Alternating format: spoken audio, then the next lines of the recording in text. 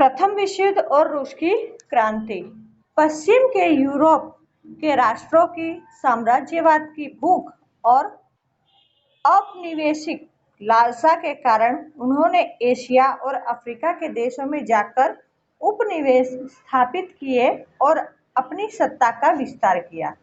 परिणाम स्वरूप यूरोप के अन्य देशों ने उपनिवेश स्थापित करने की शुरू हुई थी।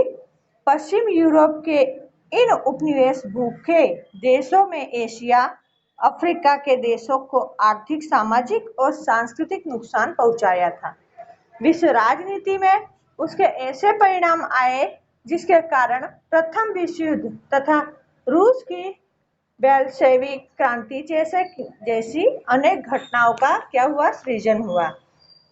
तो पहला टॉपिक है पश्चिम यूरोप और एशिया अफ्रीका में उपनिवेशवाद। तो इसमें क्या हुआ था, तो एशिया और अफ्रीका में उपनिवेश स्थापित करने में पश्चिम यूरोप के राष्ट्र जो थे वो मुख्य भूमिका निभाए। उनकी इस साम्राज्यवादी लालसाओं ने उनके पड़ोसी राष्ट्रों को भी नहीं छोड़ा था, जिसमें नीदरलैंड, बेल्जियम और लक्जमबर्ग पर स्पेन का अधिकार था। पुर्तगीज शासक की निसंतान मृत्यु होने पर रक्त संबंध के आधार पर स्पेन के राजा के अधीन पुर्तगाल भी आ गया, जिसके कारण 6 दशक तक गैर यूरोपीय देशों में उपनिवेश स्थापित करने का एकाधिकार एकमात्र किसके पास था, स्पेन के पास था। इसी तरह से फ्रांस और ऑस्ट्रिया की प्रदेश भूख के शिकार इटली तथा जर्मनी भी बने थे। यद्यपि जब एशिया अफ्रीका के देशों पर स्वतंत्र यूरोपीय सत्ता की पकड़ मजबूत बन रही थी, तब ये सभी देश स्वतंत्र हो गए और उन्होंने भी अपने पूर्व मालिकों के मार्ग पर चलकर एशिया अफ्रीका के कई राज्यों को अपनी सत्ता के अंतर्गत ले लिया। अब एशिया में जो है उपनिवेशवाद, तो इंग्लैंड ने भारत में पैर जमाने के बाद भारत के पड़ोसी देश श्रीलंका, म्यांमार जो वर्तमान समय में बर्मा के नाम से जाना जाता है, सिंगापुर और मलाया में भी साम्राज्य स्थापित किया था। इंग्लैंड ने आगे बढ़कर चीन में प्रवेश किया, परंतु अफीम के व्यापार के कारण इंग्लैंड और चीन के बीच युद्ध हुए। वो युद्ध कब हुआ था, तो 1839 से लेकर के 1842, जो इतिहास में किस नाम से जाना है, तो अफीम युद्ध के नाम से प्रसिद्ध हुए। इस युद्ध में चीन की पराजय होने से व्यापार के लिए अन्य 5 बंदरगाह मिलने पर इंग्लैंड की सत्ता में वृद्धि हुई। चीन की कमजोरी का लाभ लेकर जापान, रूस, जर्मनी, फ्रांस, बेल्जियम और अमेरिका ने भी व्यापारिक और राजनीतिक अधिकार प्राप्त किए थे। पश्चिम एशिया के मरुस्थलीय मतलब रेगिस्तानी देशों में विपुल मात्रा में निकलने वाले खनिज तेल यूरोपियों को उपनिवेश स्थापित करने के लिए आकर्षित किया था। इंग्लैंड, जर्मनी, रूस और अमेरिका ने ईरान, इराक, कुवैत, सऊदी अरब और बहरीन में तेल कंपनियां स्थापित करके अपने हितों को सुरक्षित करने के लिए प्रयास किए थे। अफ्रीका में अब उपनिवेश, तो 15वीं सदी के अंतिम भाग में अफ्रीका के दक्षिण भाग में सर्वप्रथम डचों ने उपनिवेश स्थापित किए। इंग्लैंड ने केप में और फ्रांस ने उत्तर अमेरिका के अल्जीरिया में व्यापारिक केंद्र स्थापित किया। औद्योगिक क्रांति के कारण कच्चे माल की आपूर्ति और तैयार माल की बिक्री के लिए अफ्रीका का विशाल क्षेत्र अधिकार में करके अपनी सत्ता स्थापित की। इंग्लैंड ने इजिप्ट, पूर्व अफ्रीका के कई देशों तथा दक्षिण अफ्रीका के प्रदेशों में अपने केंद्र स्थापित किए और फ्रांस की ट्यूनीशिया, मोरक्को और पश्चिम अफ्रीका के प्रदेश में अपना राज्य स्थापित किया। जर्मनी ने पूर्व और पश्चिम अफ्रीका के कुछ प्रदेशों में अपना साम्राज्य विकसित किया। इटली ने लाल सागर के आसपास के अफ्रीकी प्रदेशों पर कब्जा किया। स्पेन और पुर्तगाल ने भी अफ्रीका के कुछ प्रदेशों पर कब्जा कर लिया। इन प्रादेशिक क्षेत्रों को प्राप्त करने की स्पर्धा के बीच बर्लिन में यूरोपीय राज्यों की एक परिषद की बैठक हुई।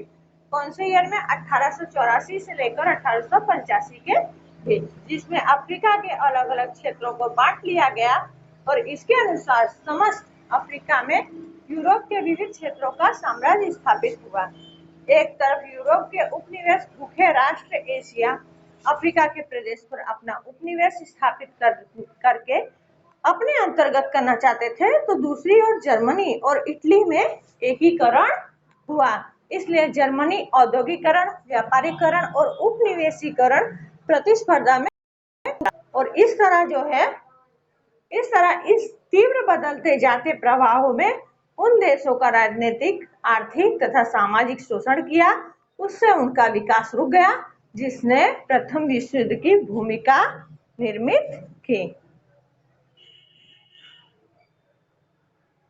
अब प्रथम विश्व युद्ध जो खेला गया 1914 से लेकर के 1918 के बीच, तो उसमें जो थे कई कारण जो थे वो महत्वपूर्ण थे। कौन कौन से? जैसे कि आर्थिक परिबल, सैन्य परिबल, गुटबंदी जिसे गुप्त संधियां कहते हैं, उग्र राष्ट्रवाद की भावना, समाचार पत्रों का योगदान, युद्ध संबंधी तत्वज्ञान। तो कभी प्रश्न पूछा जाए इस तरह की प्रथम विश्व युद्ध के कारण या परिबल कौन कौन से हैं, तो आप उसमें लिख सकते हो आर्थिक परिबल, सैन्य परिबल, गुटबंदी जिसे गुप्त संधियां भी कहते हैं, उग्र राष्ट्रवाद की भावना, समाचार पत्रों का योगदान और युद्ध संबंधी तत्व ज्ञान। तो आधुनिक विश्व में कुछ हृदयद्रावक और अविस्मरणीय घटनाओं में प्रथम विश्व युद्ध का जो है वो समावेश होता है। विश्व युद्ध किसी एक दो घटनाओं या परिबल के कारण नहीं हुआ, उसके पीछे अनेक कारण उत्तरदायी थे। और जिसका आरंभ हुआ प्रथम विश्व युद्ध का, वो दिन कौन सा था? 1 अगस्त 1914। जर्मनी ने सेडान की लड़ाई में फ्रांस को पराजित किया, इसलिए फ्रांस के फ्रैंकफर्ट की संधि करनी पड़ी। कौन से सन में? तो 1871। उसके बाद युद्ध दंड और 2 प्रदेश आल्सेस और लॉरेंस जर्मनी को देना पड़ा। फ्रांस इस अपमान को कभी भूल ना सका और इस तरह उसने फ्रैंकफर्ट की संधि प्रथम विश्व युद्ध का मुख्य कारण बना दिया और वो बन भी गई। और इस तरह एक युद्ध के अंत में ही दूसरे युद्ध का जो है वो बीजारोपण भी हो गया। अब आर्थिक परिबल की बात करें तो 19वीं सदी में इंग्लैंड ने एशिया और अफ्रीका के विशाल उपनिवेश स्थापित किया था। वह अपने उपनिवेशों का अधिक आर्थिक शोषण करके धनवान बना और औद्योगिक क्रांति तथा उपनिवेश के तीव्र विकास के कारण यूरोप को विपुल मात्रा में कच्चे माल की जरूरत पड़ी और 19वीं सदी के अंतिम 25 वर्षों में जर्मनी ने एशिया अफ्रीका के बाजार प्राप्त करने के लिए स्पर्धा शुरू की। जर्मनी ने इंग्लैंड तथा फ्रांस के तुलना में सस्ते माल देना शुरू किया और वह एशिया तथा अफ्रीका में इंग्लैंड तथा फ्रांस के बाजारों को वो क्या करने लगा? तोड़ने लगा। कौन? तो जर्मनी।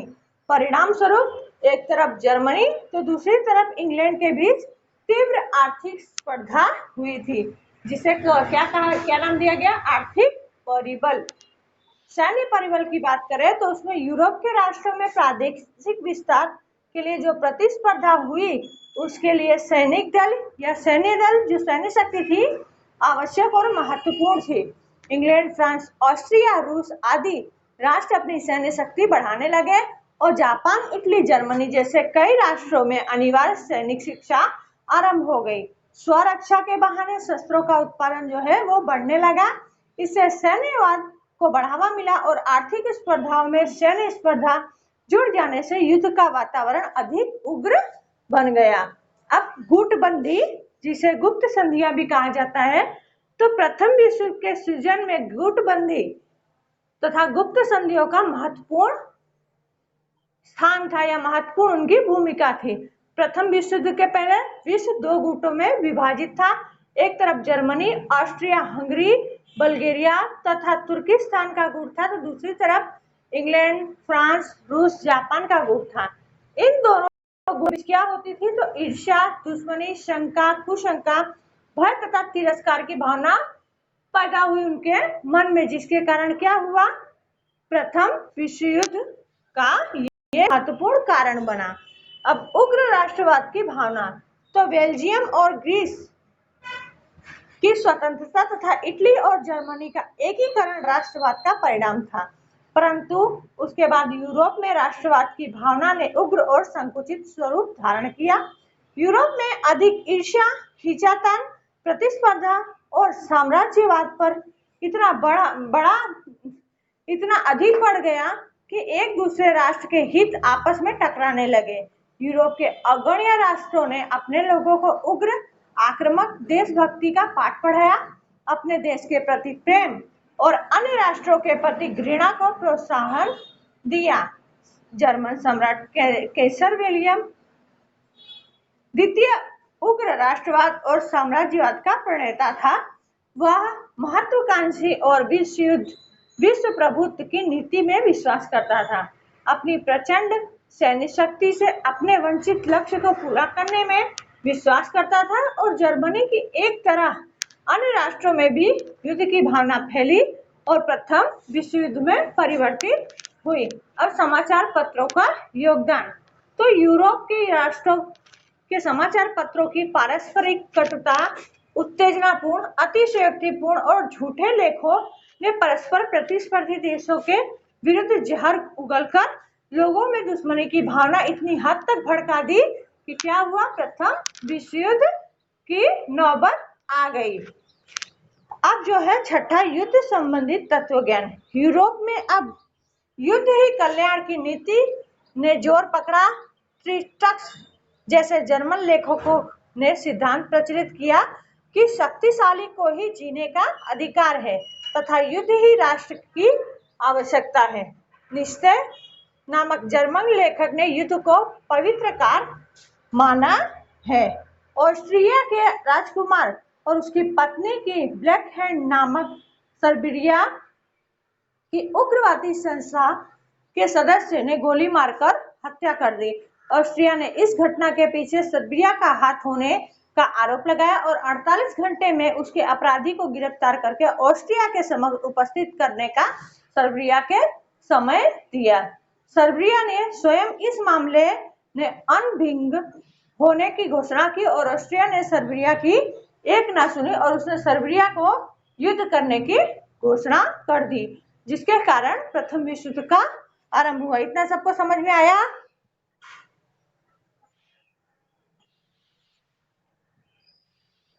हाँ, नहीं फिर मैं बाद में पूछूंगी। उसके बाद है प्रथम विश्व युद्ध की घटनाएं। तो प्रथम विश्व युद्ध के दौरान जो मित्र राष्ट्र थे वे पक्ष में 24 और दूरी राष्ट्रों के पक्ष में 4 राष्ट्रों ने युद्ध में भाग लिया। जर्मनी ने शुरुआत में यूरोप में उल्लेखनीय विजय प्राप्त की।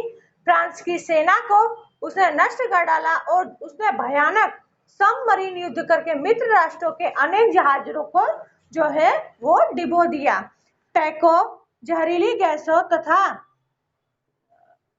गैसों आदि द्वारा लाखों सैनिकों तथा नागरिकों को जनहानि हुई। रूस में क्रांति कब हुई थी? तो 1917 में हुई, इसलिए रूस जो है वो क्या किया, वो युद्ध से हट गया। जर्मनी उस समय खूब शक्तिशाली था। उसने एक अमेरिकी स्टीमर ल्यूसिटिनिया को डुबो दिया था, जिसमें 147 अमेरिकन सैनिक जो है वो डूब गए और परिणाम स्वरूप अप्रैल 1917 में अमेरिका मित्र राष्ट्रों के पक्ष में शामिल हुआ। उसके साथ पनामा, ग्रीस, क्यूबा, चीन और श्याम जैसे राष्ट्र मित्र राष्ट्रों के पक्ष में जुड़े। इससे मित्र राष्ट्रों की शक्ति में वृद्धि हुई। अमेरिकी सेना के समक्ष जर्मन सेना नहीं टिक सकी। समग्र युद्ध का पासा जो है वो पलट गया। सितंबर 1918 में बल्गेरिया, तुर्की तथा ऑस्ट्रिया मित्र राष्ट्रों की शरण में आ गए और अक्टूबर 1918 में जर्मन सम्राट कैसर राज सत्ता छोड़कर भाग गया और जर्मन गणतंत्र ने 11 नवंबर 1918 को मित्र राष्ट्रों की शरणागति स्वीकार कर युद्ध विराम समझौते पर हस्ताक्षर किया और प्रथम विश्व युद्ध का जो है वो अंत हुआ। अब जो प्रथम विश्व युद्ध हुआ उसके हमने कारण देखे। और फिर प्रथम युद्ध की घटनाएं देखी। अब हम उसके परिणाम की चर्चा करेंगे। तो प्रथम युद्ध के परिणाम, तो उसमें कुछ तात्कालिक परिणाम थे, जैसे जान माल की हानि। तो हम जानते हैं कि कोई भी युद्ध हो तो उसमें कोई भी देश हो तो उस देश की जान माल की हानि तो होना स्वाभाविक है। उस तरह इस प्रथम विश्व युद्ध में लगभग 6.5 करोड़ लोगों ने इसमें युद्ध में भाग लिया था और 1 करोड़ से ज्यादा लोग मर गए, 2 करोड़ से ज्यादा घायल हुए, 70 लाख लोग सदा के लिए विकलांग हो गए और युद्ध के बाद महामारी, भूखमरी, हत्याकांड के कारण मरने वालों की संख्या अधिक थी। युद्ध में कुल खर्च का आंकड़ा कितना है? तो 337 अरब डॉलर, जिसको अगर देखा जाए तो 6.5 अरब पाउंड कहा जा सकता है। उसके बाद सामाजिक परिवर्तन, तो विश्व के हर एक राष्ट्र के पुरुषों के युद्ध में शामिल होने से कौटुंबिक एवं व्यवसायिक उत्तरदायित्व स्त्रियों के सर पर आ पड़ा। घर की चार दीवारी से बाहर आकर व्यवसायिक क्षेत्र में सफलतापूर्वक उत्तरदायित्व संभाला। इससे उनमें पुरुष के समकक्ष या समकक्ष होने का आत्मविश्वास जो है वो स्त्रियों में बढ़ा। उनमें समानता की भावना का उदय हुआ। परिणाम स्वरूप स्त्रियां मताधिकार की मांग उठी और युद्ध के दौरान जीवन जरूरी वस्तुओं के उत्पादन में कमी आई थी। इससे अभाव, बेरोजगारी, भुखमरी, हड़ताल, तालाबंदी आदि समस्याएं दूर हुई। लोग अपार कठिनाइयों का सामना कर रहे थे। बालकों की स्थिति अधिक दयनीय बनी थी। और वर्सेल्स संधि जो जून कब हुई? 1919 में। प्रथम विश्व युद्ध के अंतिम चरण में जर्मनी द्वारा मित्र राष्ट्रों की बिना शर्त शरणागति स्वीकार करने से युद्ध का अंत हुआ। उसके पश्चात जो मित्र राष्ट्र की राजधानी पेरिस में शांति प्रक्रिया अपनाई, उसमें 58 कमीशनों की रचना की गई थी और 145 बैठकें आयोजित की गई थी। पेरिस में शांति सम्मेलन में जर्मनी के साथ जो समझौते किए वे वर्सेल्स के शीर्ष महल मतलब मिरर पैलेस में किए गए थे। उसका नाम क्या पड़ा गया? वर्सेल्स संधि के नाम से जाना गया। ये संधि में जो है वो 4 प्रकार की व्यवस्था थी। प्रादेशिक सेना में कमी और निशस्त्रीकरण, युद्ध का हट जाने में किस्त की व्यवस्था और अन्य व्यवस्था। इस संधि में अमेरिका के राष्ट्रपति वुडरो विल्सन, ब्रिटिश प्रधानमंत्री लॉर्ड जॉर्ज, फ्रांस के प्रधानमंत्री क्लेमेंसो और इटली के ऑर्लैंडो ने महत्वपूर्ण भूमिका निभाई थी। इस युद्ध में जर्मनी को उत्तरदायित्व माना गया और जर्मनी ने 6.5 अरब पाउंड का युद्ध उसके ऊपर लादा गया। किसके ऊपर? जर्मनी के ऊपर। उसका रूहर प्रांत जैसा प्रदेश फ्रांस को देना पड़ा और उसकी राइन नदी अंतरराष्ट्रीय जलमार्ग के लिए खोल दी गई। फ्रांस की सीमा पर स्थित राइनलैंड प्रदेश में किलाबंदी करने से मना कर दिया गया तथा वह खनिज समृद्ध प्रदेश 15 वर्ष के लिए जो है वो उसको फ्रांस को देना पड़ा। उसके अधिकांश उपनिवेश लिए गए और अल्सेस और लॉरेंस फ्रांस को वापस देना पड़ा। इसके उपरांत हर एक वर्ष बड़ी मात्रा में उसे कोयला और लोहा फ्रांस मित्र राष्ट्रों को युद्ध मुआवजे के रूप में देना था। इन सभी शर्तों पर जर्मनी से बंदूक की नोक पर जबरदस्ती हस्ताक्षर कराए गए, जिससे जर्मन के लोगों में हताशा और निराशा पैदा हुई। परिणाम स्वरूप जर्मनी की जो अर्थव्यवस्था है वो कैसी हो गई? छिन्न भिन्न हो गई। अब दूरगामी परिणाम की चर्चा करेंगे। तो युद्ध में पराजित राष्ट्रों के साथ संधि की गई, जिसमें बैर की भावना थी, इसलिए जगत में शांति स्थापित नहीं हो सकी। साम्यवादी रूस को संघ राष्ट्र में स्थान नहीं दिया गया। अमेरिका राष्ट्र संघ में नहीं शामिल हुआ। इसलिए ऐसा कह सकते हैं कि प्रथम विश्व युद्ध की शांति प्रक्रिया में ही द्वितीय विश्व युद्ध का जो है वो कारण निर्मित है।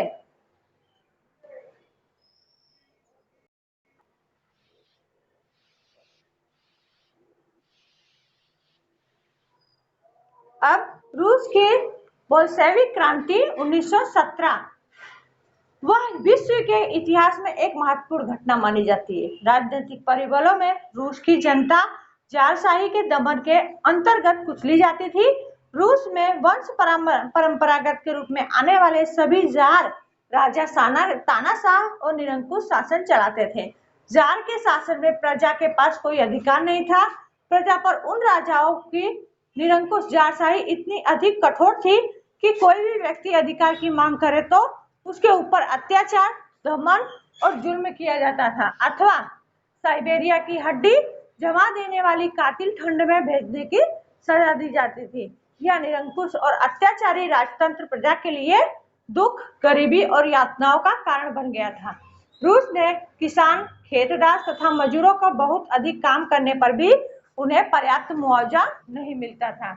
उनकी स्थिति कंगाल बन गई और फादर गेपोन नामक पादरी ने नेतृत्व में एक विशाल जुलूस के रूप में लोग जार के निवास स्थान विंटर पैलेस गए और 22 फरवरी 1905 दिन रविवार था। वे सभी लोग निशस्त्र थे। कुछ लोगों ने हाथ में जार की तस्वीर थी, उनमें रूस के छोटे प्रभु चिरंजीवी हो जैसे सूत्र लिखे हुए थे। उन निर्दोष लोगों पर जार के सैनिकों ने अंधाधुंध गोलियां चलाईं। उसमें हजारों निर्दोष मारे गए। जहां जार का महल था वहां उस सेंट पीटर्सबर्ग का बर्फ खून से लाल हो गया और उस दिन को जो है वो खूनी रविवार के नाम से जाना जाता है। उसी समय रूस जापान युद्ध 1904 से 5 से छोटे से राष्ट्र जापान विशालकाय यूरोपीय राष्ट्र रूस को भी दी गई थी और पराजय से जारशाही की कमजोरियों का पर्दाफाश होने पर रूस की अधिकांश प्रजा आक्रोश में आ गई और रूसी प्रजा का रोष परख कर उसे शांत करने के लिए वर्षों से नहीं बुलाई गई डूमा धारा सभा बुलाने की घोषणा की। समानांतर होने के बाद 4 डूमा बुलाई गई, परंतु वे प्रजा को संतुष्ट करने जैसे कदम उठाते उससे पहले ही वो बर्खास्त कर दी गई, मतलब निरस्त कर दी, मतलब ये सभा नहीं होगी ऐसा उसको बर्खास्त कर दिया गया। 8 मार्च 1917 को पेट्रोग्राड के कुचले हुए मजदूरों ने हड़ताल की। तब इस घटना को दबा देने के लिए जान ने सेना भेजी, परंतु सेना ने गोली चलाने से मना कर दिया, जिसके कारण परिणाम स्वरूप क्रांति का आरंभ हुआ। जारशाही के पतन पर केनेस्की के नेतृत्व वाली मेंशेविक पक्ष, जिसको अल्पमत भी कहते हैं, के हाथ में सत्ता आई। जारशाही का पतन होने से एकमात्र लेनिन को छोड़कर रूस के सभी लोग खुश थे, परंतु लेनिन कार्ल मार्क्स की विचारधारा के अनुसार श्रमजीवियों के वर्चस्व पर विश्वास करता था। परिणाम स्वरूप उसने बोल्शेविकों और मोन्शेविकों के विरुद्ध उकसाकर नवंबर 1917 के अंतिम क्रांति करके सत्ता प्राप्त किया, जो समाजवादी बोल्शेविक क्रांति के रूस में जानी गई। इस तरह 300 वर्ष पुराना शासनशाही जो जारशाही था वो समाप्त हो गया और 300 वर्ष के इतिहास में रूस पहली बार जार विहीन का बना। अब विश्व शांति के परिणाम। तो राष्ट्र संघ, विश्व शांति मतलब कि पूरे विश्व में शांति की भावना। तो विश्व युद्ध की भयानकता ने जो था वो विश्व के देशों को विश्व शांति की अनिवार्यता समझाई और उसके लिए अंतरराष्ट्रीय संगठन की आवश्यकता समझ में आने पर विश्व शांति की दिशा के तत्क्षण और सक्रिय रूप से विचार करना पड़ा। अमेरिका के राष्ट्रपति वुडरो विल्सन ने राष्ट्र संघ की स्थापना में विशेष योगदान दिया था। वुडरो विल्सन ने 14 मुद्दों के आगे रखकर पेरिस शांति प्रक्रिया में 10 जनवरी 1920 को राष्ट्र संघ की रचना हुई और उसके उद्देश्य कौन कौन से थे? तो पहला था अंतरराष्ट्रीय शांति और सुरक्षा की व्यवस्था करना। दूसरा, प्रत्येक राष्ट्र द्वारा अन्य राष्ट्र की अखंडता बनाए रखना। तीसरा, युद्ध की नीति का त्याग करना। चौथा, अंतरराष्ट्रीय संबंध विकसित करना। पांचवा, अंतरराष्ट्रीय झगड़ों का शांतिपूर्ण ढंग से मध्यस्थता द्वारा हल निकालना।